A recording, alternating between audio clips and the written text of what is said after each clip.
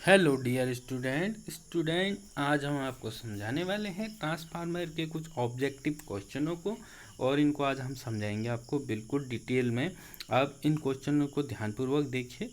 और आप हमारे चैनल पे यदि नए हैं तो चैनल को सब्सक्राइब कर लीजिए। और आपने सब्सक्राइब किया है तो बहुत अच्छा है।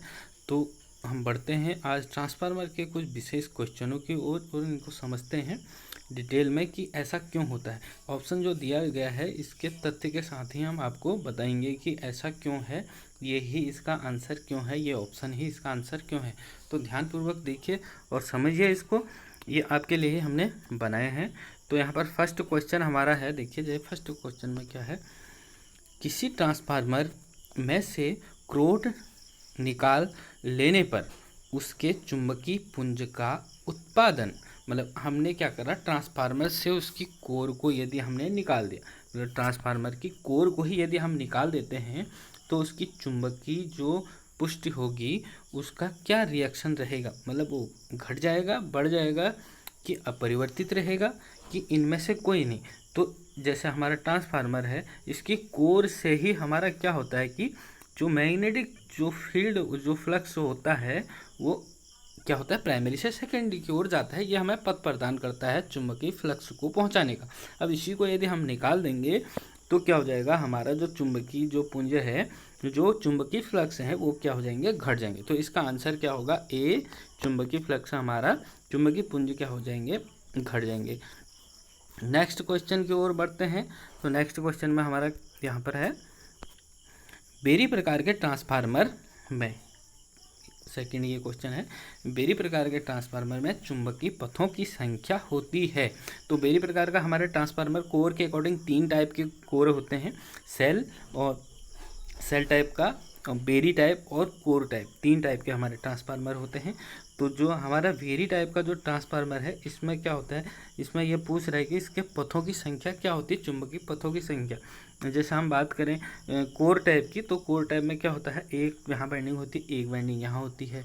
और सेल टाइप की बात करें तो सेल में एक वाइंडिंग, जैसे ट्रांसफार्मर है तो इसके बीच में प्राइमरी होगी, फिर इसके बाहर से सेकेंडरी हो जाएगी।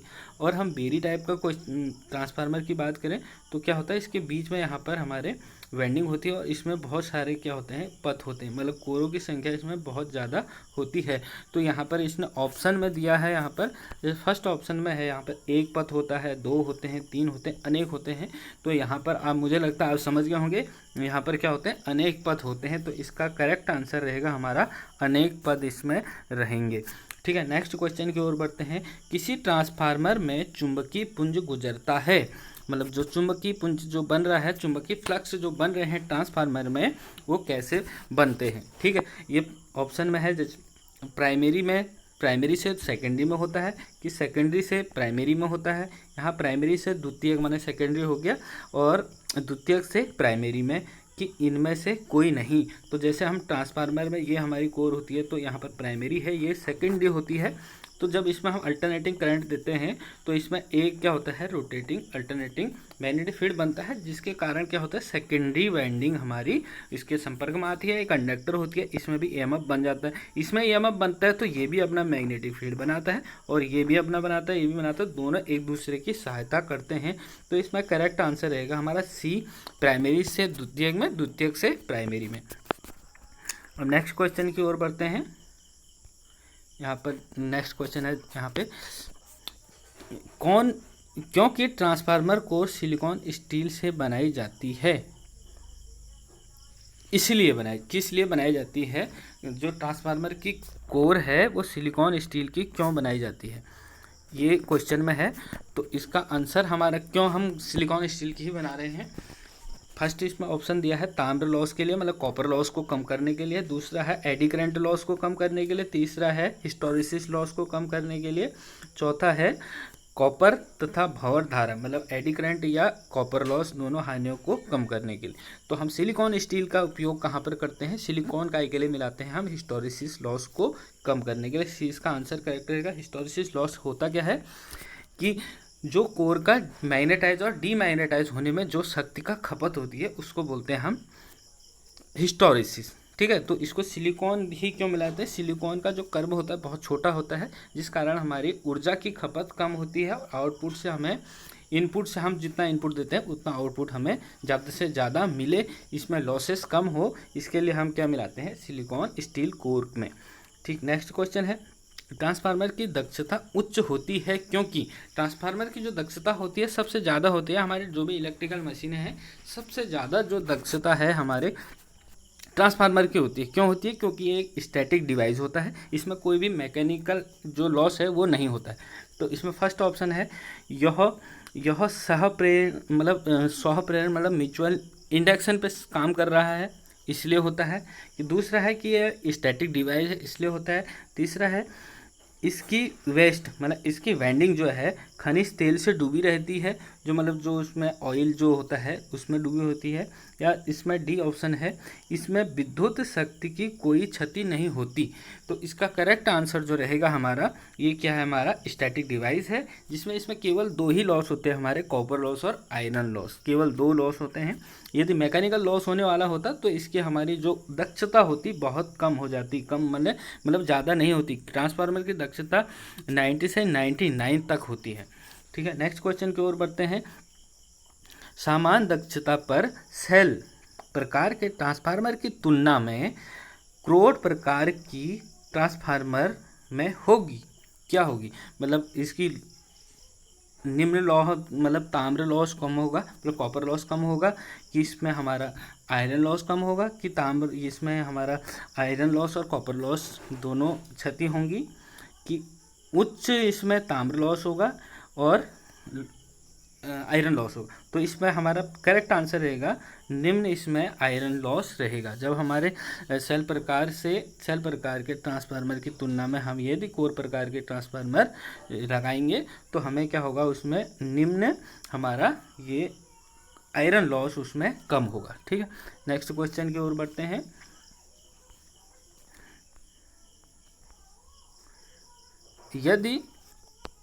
यदि ट्रांसफार्मर की आपूर्ति जो है उसकी आवृत्ति घटा दी जाए तो उसकी लौ क्षति क्या होगी? मतलब आयरन लॉस क्या होगा यदि हमने उसकी फ्रीक्वेंसी को घटा दिया गया है?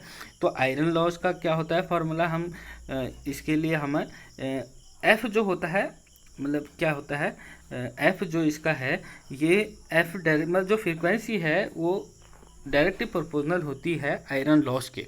ठीक है, आयरन लॉस उसमें दो लॉस होती है हमारे, हिस्टोरिसिस और एडी करंट लॉस। तो हम यदि फ्रीक्वेंसी को क्या कर दें, घटा दें, तो हमारे आयरन लॉस पर क्या फ़र्क पड़ेगा? तो आयरन लॉस भी हमारा कम हो जाएगा। इसमें करेक्ट आंसर होगा कम हो जाएगा। और भी ऑप्शन है इसमें अधिक हो जाएगा, वही रहेगा कि उच्च रहेगा। तो करेक्ट आंसर रहेगा हमारा कम हो जाएगा, क्योंकि हमारी फ्रीक्वेंसी भी घट रही है। कहीं पर भी ये क्वेश्चन आएगा फ्रीक्वेंसी के अकॉर्डिंग ट्रांसफार्मर के लिए कि लॉस क्या हो रहा है, आयरन लॉस, तो आयरन लॉस फ्रीक्वेंसी के अकॉर्डिंग बढ़ता भी है और घटता भी। फ्रीक्वेंसी बढ़ेगी तो बढ़ेगा, फ्रीक्वेंसी घटेगी तो घटेगा आयरन लॉस। ठीक है, नेक्स्ट क्वेश्चन है, यदि दो ट्रांसफार्मरों की वोल्टेज निष्पात मतलब दोनों का यदि हम वोल्टेज निष्पात मतलब जो उसका कोण है यदि वो दोनों में भिन्न हो तो उसका समांतर क्रम में यदि उसको परछाई उसको पैरेलली हम दो ट्रांसफार्मरों को यदि कनेक्ट करते हैं, यदि ये इसका प्राइमरी ईएमएफ और सेकेंडरी ईएमएफ में क्या है कुछ डिफरेंस है तो क्या होगा? तो हम पैरेलली जब कनेक्ट करते हैं तो ट्रांसफार्मर की कुछ शर्तें हमें मान्य होती हैं। इन शर्तों को पूरे करते हैं तो तभी हम ट्रांसफार्मर को ही प्रचालित कर सकते हैं, तभी हम उसको एक दूसरे से हम कनेक्ट कर सकते हैं, दो ट्रांसफार्मर को एक साथ कनेक्ट कर सकते हैं। तो अब इसमें फर्स्ट दिया है वे भार पर कार्य नहीं करेंगे, फर्स्ट में दिया है। सेकंड है वे कार्य ही नहीं करेंगे। तीसरा है वे भिन्न भिन्न शक्ति गुणांक पर कार्य करेंगे। चौथा है वे औसतन वोल्टेज पर कार्य करेंगे। तो इसमें करेक्ट आंसर रहेगा वे कार्य ही नहीं करेंगे। ये आंसर बिल्कुल करेक्ट रहेगा, क्योंकि जब हम दो ट्रांसफार्मर को आपस में कनेक्ट करते हैं, उनको पैरेलली कनेक्ट करते हैं, तो उसके लिए हमें 7 शर्तें पूरी करनी होती हैं। नंबर 1 वोल्टेज उसका सेम होना चाहिए, दोनों का प्राइमरी जो हमारा फर्स्ट ट्रांसफार्मर है और सेकंड ट्रांसफार्मर है। फ्रीक्वेंसी दोनों की सेम होनी चाहिए और उनका जो कोण विस्थापन है वो सेम होना चाहिए और स्थानांतरित निष्पादन उसका सेम होना चाहिए और उसमें अपघात भी उसका सेम होना चाहिए, और उसके पोलरिटी मतलब फेस जो पोल बनने हैं वो भी सेम होना चाहिए, और फेस सीक्वेंस भी उसका सही होना चाहिए, मतलब दोनों का सेम होना चाहिए। सही का मीन्स है कि दोनों का सेम होना चाहिए, तभी हम दो ट्रांसफार्मरों को एक साथ कनेक्ट कर सकते हैं। अब इसमें नेक्स्ट क्वेश्चन है कि डेल्टा संयोजन ट्रांसफार्मर की तुलना में स्टार संयोजन ट्रांसफार्मर की दक्षता होगी। मतलब जो हमारा डेल्टा कनेक्शन वाला ट्रांसफार्मर है और दूसरा है स्टार कनेक्शन वाला ट्रांसफार्मर, तो दक्षता क्या होगी कह रहा है, स्टार कनेक्शन तुलना में स्टार कनेक्शन की क्या होगी। तो स्टार कनेक्शन में क्या हो जाता है, 1/3 मतलब तिहाई वो रह जाता है, तो तिहाई ही हमारा करेक्ट आंसर रहेगा। 3 गुना नहीं होगा और आधा भी नहीं होगा, बराबर भी नहीं होगा, ये क्या हो जाएगा, तिहाई इसका हो जाएगा। नेक्स्ट क्वेश्चन की ओर बढ़ते हैं।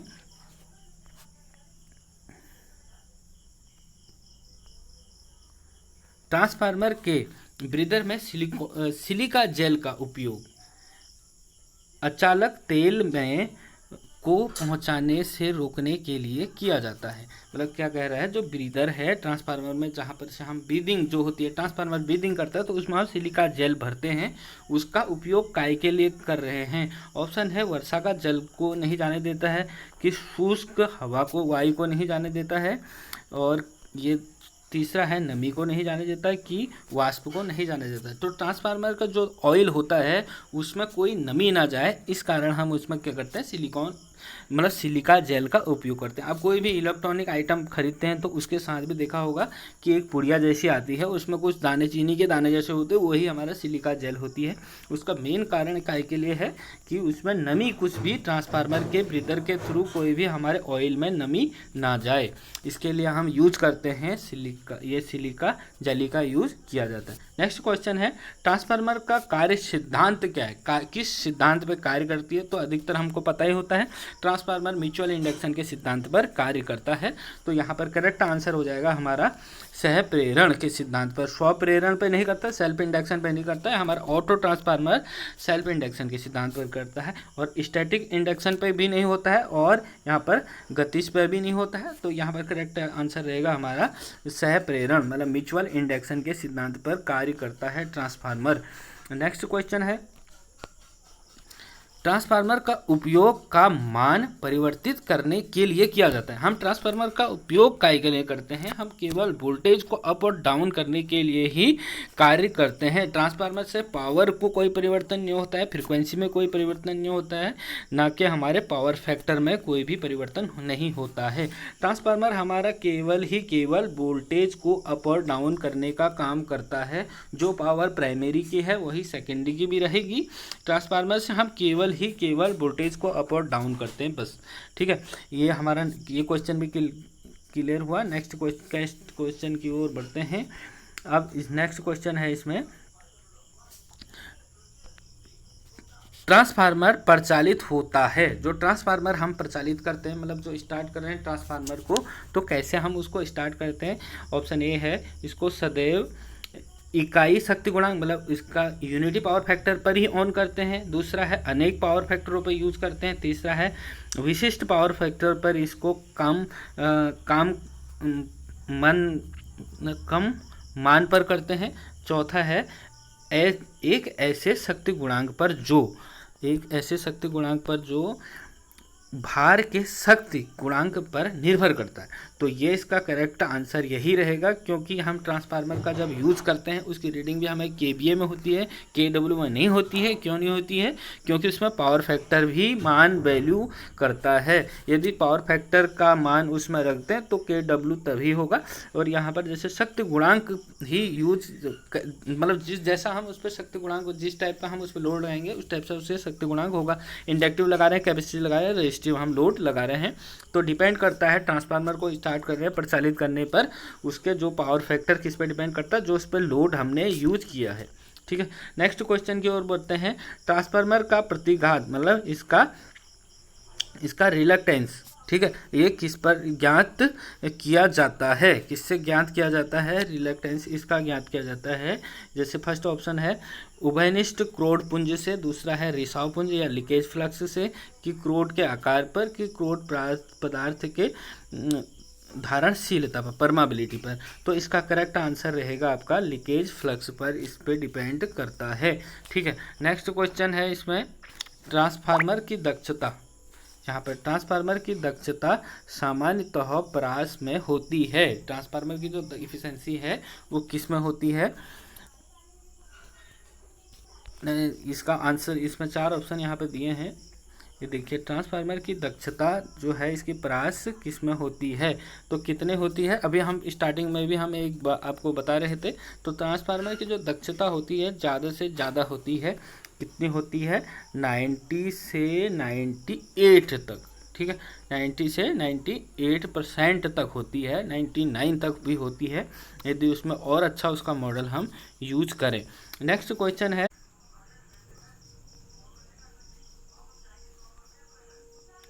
ट्रांसफार्मर की भंवर क्षति, जो भंवर धारा क्षति को घटाया जा सकता है। मतलब इसकी जो एडी करंट धारा है, एडी करंट जो क्षति है, इसको कैसे घटा सकते हैं? इससे पहले हमने समझा था कि भंवर धारा को घटाने के लिए हम किसका यूज़ करते हैं। नहीं, हम हिस्टोरिसिस को समझे थे, भंवर धारा नहीं समझे थे, एडी करंट। अभी हम समझे थे हिस्टोरिस, मतलब जो कोर का मैग्नेटाइज और डीमैग्नेटाइज होना जो प्रोसेस होती है उसको कम करने के लिए हम सिलिकॉन स्टील यूज़ करते हैं। अब दूसरी लॉस है इसमें, आयरन ही लॉस में आता है इसमें एडी करंट लॉस, भंवर धारा क्षति। तो इसको कम करने के लिए क्या यूज़ करते हैं, मतलब कैसे कम करते हैं? तो इसमें ऑप्शन देखते हैं। इसमें फर्स्ट ऑप्शन हमारा दिया गया है, जैसे यहाँ पर फर्स्ट दिया है, परतों की मोटाई को बढ़ाया जाता है, परतों की मोटाई को घटाया जाता है, वेस्टर्नों को मोटे तारों से करा, मतलब इसकी वाइंडिंग मोटे तारों से की जाती है, कि चुंबकीय परिपथ में वायु छिद्र मतलब एयर गैप को घटाया जाता है। तो जब इसकी एडी करंट लॉस को कम करते हैं तो जो हमारी जो कोर जो यूज़ कर रहे हैं उनको हम पतला करते हैं और उनकी मोटाई को क्या करते हैं, परतों की मोटाई को कम और उनको लेमिनेट करते हैं। इससे क्या होता है, हमारे हिस्टोरिक जो एडी करंट लॉस है वो कम हो जाता है। तो इसका करेक्ट आंसर रहेगा परतों की मोटाई घटाना। ठीक है, नेक्स्ट क्वेश्चन की ओर बढ़ते हैं। ट्रांसफार्मर का मुख्य गुण यह है कि वह एसी संकेत के वोल्टता स्तर को परिवर्तित करता है। मतलब कह रहा है कि जो हमारा एसी संकेत की जो वोल्टेज है, ट्रांसफार्मर किस गुण को परिवर्तित करता है। तो किस गुण को परिवर्तित किया, इससे पहले भी हम समझे थे। ट्रांसफार्मर केवल वोल्टेज को अप और डाउन करता है और भी ट्रांसफार्मर में कोई भी कार्य नहीं करता है। ट्रांसफार्मर का काम केवल वोल्टेज को अप और डाउन करना है और इलेक्ट्रिक का कोई भी इकाई को कम और ज़्यादा करना नहीं है। मतलब जब वोल्टेज बढ़ती है तो पावर वही रहती है। अब इसमें फर्स्ट में दिया है कि बिना उसकी शक्ति परिवर्तन किया जाता है, कि बिना उसकी आवृत्ति को करता है, कि बिना उसकी आकृति परिवर्तन। चौथा आंसर है, क्वेश्चन है इसमें ऑप्शन दिया है, यही आंसर है कि बिना उसकी शक्ति, आवृत्ति और आकृति परिवर्तन के। तो इसमें कुछ भी परिवर्तन नहीं करता, केवल ही ट्रांसफार्मर का कार्य है वोल्टेज को अप और डाउन करना। ठीक है, नेक्स्ट क्वेश्चन की ओर बढ़ते हैं। ट्रांसफार्मर अंकित किए जाते हैं। ट्रांसफार्मरों को जो हम अंकित करते हैं उसको किस में अंकित किया जाता है? ट्रांसफार्मर की रेटिंग किस में होती है? तो ट्रांसफार्मर की जो रेटिंग होती है हमारी, ये होती है KVA में। किस में होती है? KVA में। KW में होती है। KW क्या होता है? KW जो हमें पावर खपत हो रही है, कहीं पर पावर की खपत हो रही है, जैसे हम इमर्सन हीटर जो होता है उसमें देखना आप 1 किलोवाट का होगा, या के कहीं पर लग गया तो 1000 से ऊपर वाट है तो के हो जाता है। ठीक है, वाट एक खर्च होने वाली पावर है। जैसे डीसी जनरेटर जो होता है हमारा, उसकी KW में होती है। अब ये KVA मतलब किलो वोल्ट, इसमें भी नहीं होती है। KWH जो घरों पे मीटर, जो एनर्जी मीटर रहता है वो हमारा KWH में होता है। तो ट्रांसफार्मर किस में होती है? KVA में होती है। ठीक है, ट्रांसफार्मर की जो रेटिंग होती है, जो अंकित जो ट्रांसफार्मर को किया जाता है वो किस में किया जाता है? KVA में। KVA में ही क्यों करते हैं? क्योंकि यहाँ पर पावर फैक्टर, हम किस प्रकार का लोड लगा रहे हैं वो हमें पता नहीं है। जब हम लोड लगाते हैं तो फिर पावर फैक्टर उसमें ऐड किया जाता है। जैसे पावर निकालने के लिए क्या होता है, AC के लिए VI cos phi क्या होता है? VI cos phi। cos phi क्या होता है? ये पावर फैक्टर की वैल्यू होती है। तो 3 पावर फैक्टर हमारे अलग अलग होते हैं, अलग अलग लोड होते हैं, रेजिस्टिव, कैपेसिटिव और इंडक्टिव। जो जिस टाइप से हम लोड लगाते हैं, यदि हमारा यूनिटी लोड चल रहा है तो हम सीधे KW बोलते हैं, क्योंकि यूनिटी में पावर फैक्टर की जो वैल्यू होती है वो 1 होती है। नेक्स्ट क्वेश्चन की ओर बढ़ते हैं।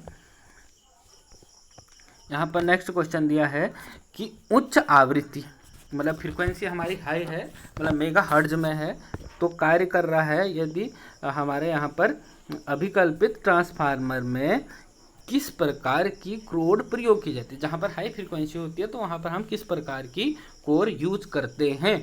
तो यहाँ पर एल्युमिनियम कोर है, लोहा कोर है कि वाई कोर है कि खुली लोहा कोर है। तो अधिकतर हमने जो अभी तक समझा था, हमने कोर एक ही कोर यूज समझी थी, वो काई की थी सिलिकॉन स्टील की कोर यूज करते हैं। क्यों सिलिकॉन क्यों मिलाते हैं? हिस्टोरेसिस लॉस को कम करने के लिए। और कोई भी हमने कोर नहीं सुनी है। तो जहाँ पर हाई फ्रीक्वेंसी होती है, जैसे कुछ हमारे मोबाइल होते हैं वायरलेस चार्जर, मतलब बिना उसमें चार्ज आप लीड लगाए बिना ही मोबाइल को चार्ज कर लेते हैं। मतलब यहाँ पर कोई भी आप चार्जर यहाँ पर कोई भी नहीं लगाएंगे और ये मोबाइल आपका चार्ज हो जाएगा। तो ये किसके कारण होता है? आपका जो चार्जर, जैसे आपका चार्जर आपने बोर्ड पर यहाँ पर चार्जर लगाया है, ठीक है, तो इसमें एक हाई फ्रीक्वेंसी बनती है और आपका मोबाइल कुछ दूरी पर है तो इसकी कुछ डिस्टेंस होती है। आपने मोबाइल अपना यहाँ पर अपना मोबाइल रख दिया तो यहीं से ही क्या होता है, ये मोबाइल चार्ज हो जाएगा। क्यों हो जाएगा? क्योंकि इसकी फ्रीक्वेंसी हाई रहेगी। ये प्राइमरी ये जो रहेगा ये हमारा प्राइमरी वाइंडिंग का कार्य करेगा और जो मोबाइल है, मोबाइल के अंदर इंडक्टिव कॉइल होती है वो सेकेंडरी का काम करते हैं, जिस कारण जो प्राइमरी का फ्लक्स सेकेंडरी के फ्लक्स को कट करता है कंडक्टर को, और इसमें क्या होगा, ईएमएफ उत्पन्न होगा और मोबाइल हमारा चार्ज होने लग जाएगा। तो यहाँ पर हमारा जो करेक्ट आंसर रहेगा, तो किस टाइप की कोर हम यूज़ करते हैं, यहाँ पर हाई फ्रीक्वेंसी होती है वाई कोर का यूज करते हैं। ठीक है, नेक्स्ट क्वेश्चन है, यदि किसी ट्रांसफार्मर की द्वितीय मतलब वाइंडिंग, वेस्टर्न का मतलब होता है, वेस्टर्न का मतलब है उसके वाइंडिंग से, ठीक है, वेस्टर्न के लपेटों की संख्या दुगनी कर दी जाए, ठीक है, और उसके साथ ही उसका प्राइमरी वोल्टेज को आधा कर दिया जाए, तो द्वितीय वोल्टेज क्या होगी। कहने का मतलब क्या है कि क्वेश्चन में ये कह रहा है, जैसे ये ट्रांसफार्मर है, इसमें 3 वाइंडिंग यहाँ थी और 3 वाइंडिंग यहाँ थी। अभी यहाँ पर 10 वोल्ट थी और यहाँ पर ये मान लेते हैं इधर 6 थी, तो 6 थी तो यहाँ पर डबल कर देगा वोल्टेज को। अधिकतर हमने क्या है, जो वाइंडिंग के अकॉर्डिंग ही हमारा ट्रांसफार्मर अप और डाउन करता है वोल्टेज। यहाँ 10 थी तो यहाँ 3 वाइंडिंग है और इधर 6 है तो यहाँ 10 वोल्ट है तो इधर 20 वोल्ट होगी। ठीक है, अब कहने का मतलब है जो क्वेश्चन में पूछ रहा है कि हम सेकेंडरी की वाइंडिंग को क्या करते हैं, अब दुगना, उसकी संख्या को दुगना करते हैं। मतलब यहाँ 6 थी तो यहाँ क्या कर देंगे आप, 12 वोल्ट कर देंगे। ठीक है, मतलब 12, इसकी लपेटों की संख्या 12 कर देंगे, टर्नों की संख्या कितनी हो गई, 12 हो गई। और यहाँ पर अब कह रहे हैं कि जो प्राइमरी वोल्टेज है, जो प्राइमरी वोल्टेज है उसको आधा कर देंगे। मतलब जो यहाँ पर 10 वोल्ट थी, अब इसको कितना कर दिया उसने, आधा, मतलब 5 वोल्ट कर दिया है। तो सेकेंडरी में वोल्टेज क्या होगी, सेकेंडरी में क्या होगी, अब इसको आधा कर दिया तो यहाँ पर हमने संख्या बढ़ा दी है सेकेंडरी साइड में, तो वही रहेगी जो हमारी प्राइमरी में थी, जो पहले था। मतलब पहले क्या था, यहाँ पर 6 वोल्ट था, यहाँ 10 था, तो यहाँ पर 10 था सेकेंडरी में। अब यहाँ 5 कर दिया है तो यहाँ पर 10 ही होगा, क्योंकि हमने वाइंडिंगों की संख्या को यहाँ बढ़ा दिया। सेकेंडरी साइड में वाइंडिंगों की संख्या को बढ़ा देंगे तो वोल्टेज भी बढ़ जाएगा। यहाँ 5 था तो सेकेंडरी साइड में बढ़ जाएगा 10, तो पहले भी 10 था तो अभी भी 10 ही हो जाएगा। तो इसका करेक्ट आंसर रहेगा वही रहेगी। ठीक है, आधी भी नहीं होती है और ना कि दुगनी होगी ना कि चौगुनी होगी, वही रहेगी। शायद आपके समझ में बिल्कुल आ गया होगा, क्योंकि हमने क्या करा है, प्राइमरी की जो पहली वाली वोल्टेज थी उसको आधा कर दिया है। यदि पहले उसको आधा कर देते, जैसे यहाँ पर पहले ही हम इसको आधा कर देते, 10 थी तो 5 करते और सेकेंडरी साइड में 6 थी, तो यहाँ पर ये 10 जा रही थी, यहाँ पर जैसे यहाँ 5 थी तो ये 10 हो रही थी जब इसका डबल था। तो इसको अभी हमने डबल कर देते तो ये 20 हो जाती, लेकिन ऐसा नहीं करा, हमने इसको भी आधा कर दिया है। जो 10 था इसको 5 कर दिया है, तो यहाँ पर ये 10 ही वोल्टेज रहेगा, तो सेकेंडरी साइड में भी 10 ही वोल्टेज रहेगा। ठीक है, अब नेक्स्ट क्वेश्चन को समझते हैं। नेक्स्ट क्वेश्चन में इसमें दिया है, ट्रांसफार्मर की शून्य भार धारा और पूर्ण भार धारा के पद में होती है। मतलब बोल रहा है वोल्टेज रेगुलेशन क्या होता है ट्रांसफार्मर का। वोल्टेज रेगुलेशन ट्रांसफार्मर का क्या होना चाहिए, कोई भी हमारा ट्रांसफार्मर का जो वोल्टेज रेगुलेशन होता है वो नो लोड से फुल लोड तक होता है। नो लोड से फुल लोड, इसका फॉर्मूला क्या है हमारा, nil load minus full load upon nil load. ठीक है, अपॉन नील लोड और गुणा 100 होता है। लेकिन हम यदि अल्टरनेटर की बात आती है तो अल्टरनेटर में हम जो उसका वोल्टेज रेगुलेशन नोट करते हैं वो फुल लोड से नो लोड तक करते हैं, तो इसलिए उसमें हो जाता है हमारा nil load minus full load upon full load. और ये गुणा करके इसको यहाँ पर 100% में निकाला जाता है।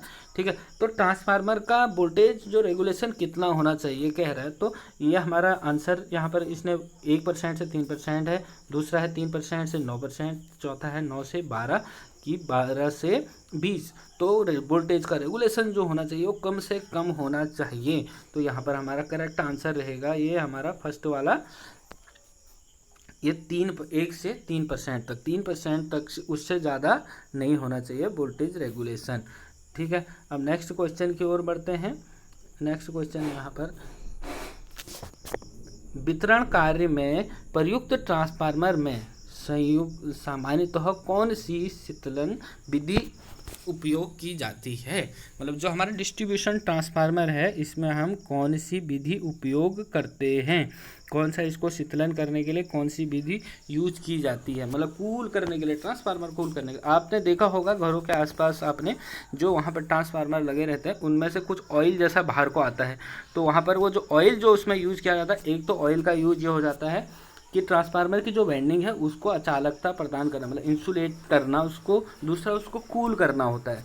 तो ट्रांसफार्मरों में जो डिस्ट्रीब्यूशन ट्रांसफार्मर हमारे होते हैं, वितरण प्रकार के ट्रांसफार्मर, उनको कूल करने के लिए क्या यूज करते हैं हम, ऑयल शीतलन यूज करते हैं, ऑयल कूलेंट का यूज करते हैं।